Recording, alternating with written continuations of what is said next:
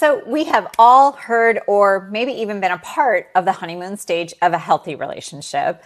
And if you're here watching this, then likely you've also been a part of a love bombing stage in a toxic relationship. And it kind of begs the question of how do we identify the difference between the two?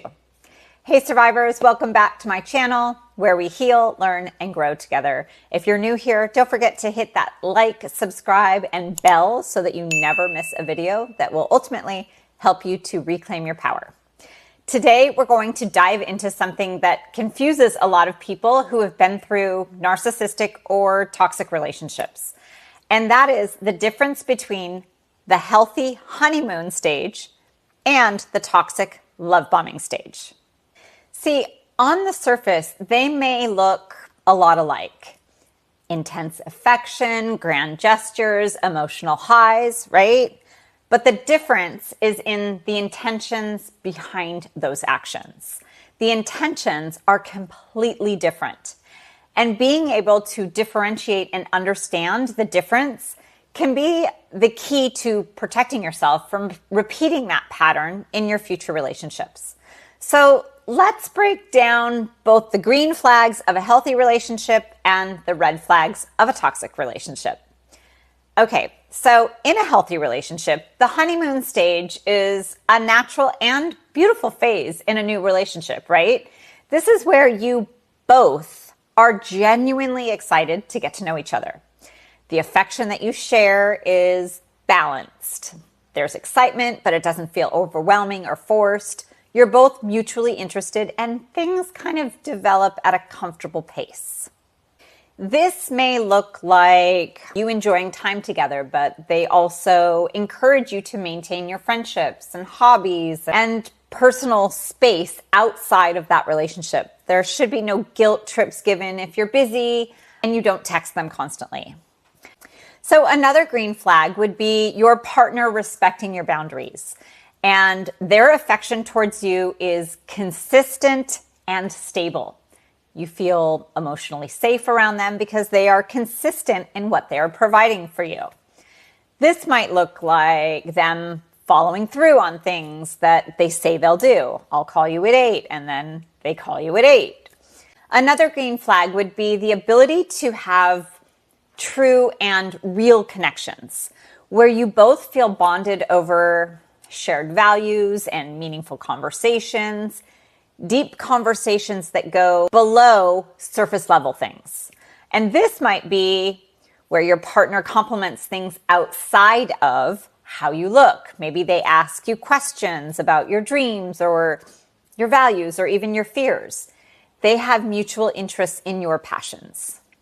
Healthy relationships allow you to still feel like yourself. Having some independence and not rushing into major commitments is another sign of a healthy relationship. And this might look like if you say you need a night to yourself, you might get a response like, of course, enjoy your time. I'll check in with you later. No pressure to abandon your own independence.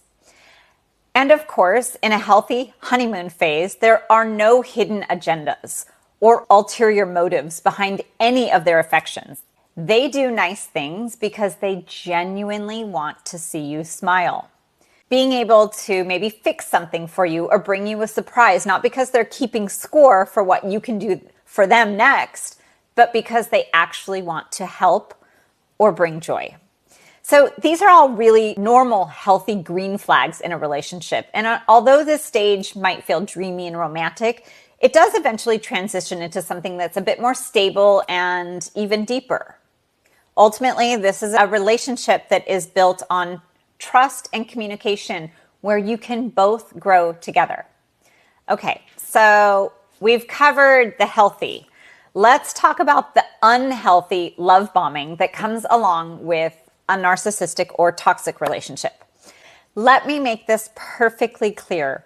What comes with this is not part of a healthy, loving relationship.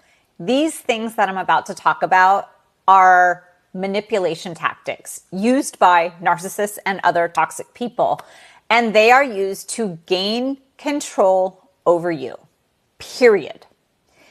If you've ever heard The 5 Love Languages by Gary Chapman, it says that we all have 5 ways that we express and experience love in relationships. It would be words of affirmation, quality time, receiving gifts, acts of service, and physical touch. And I like to think of the love bombing phase as giving all of those in excess. Okay, so let's get into it. How about this one to start it off? They have over-the-top declarations way too soon. These would be declarations like, "You're my soulmate," or "I've never felt this way before," or "We should take a vacation next week." These are all too much, too soon. With this, you have already skipped over some of the best parts of a healthy relationship.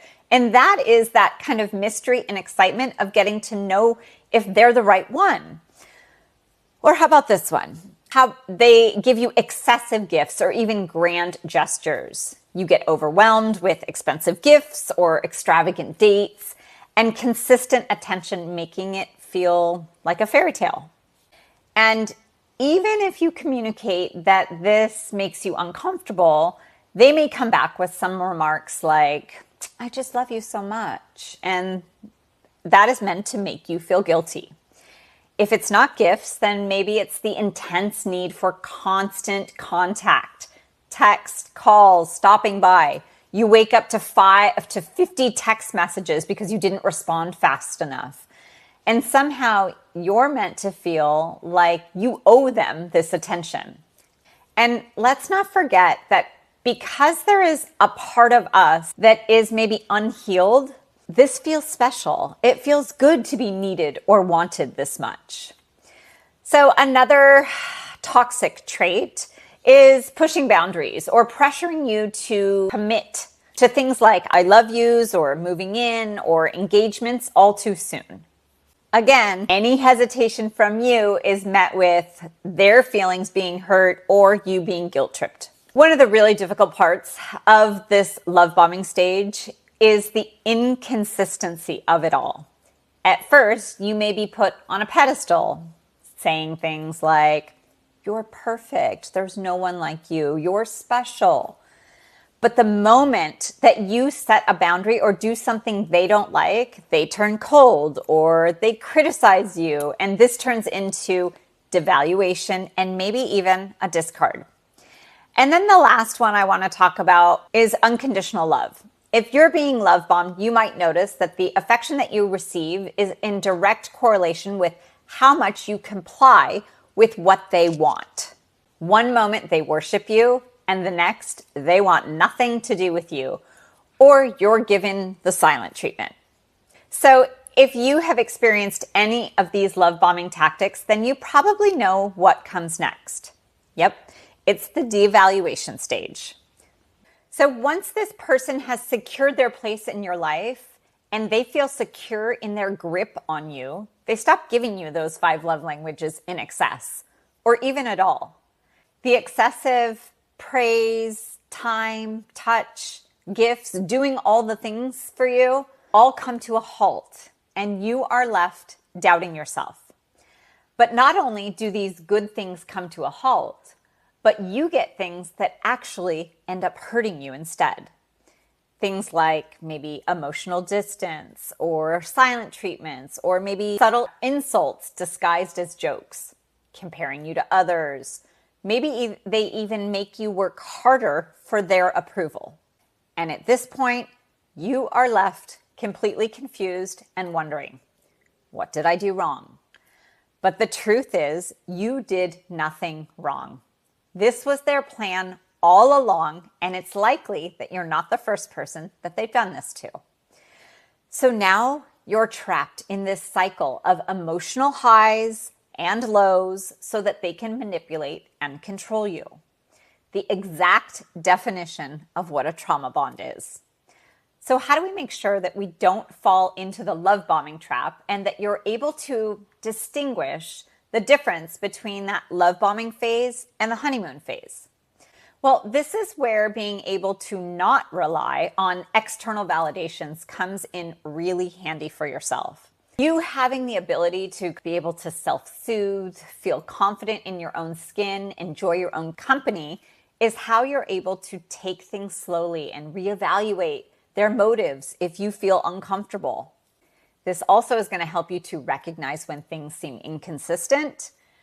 A healthy honeymoon stage is consistent, steady, and reliable.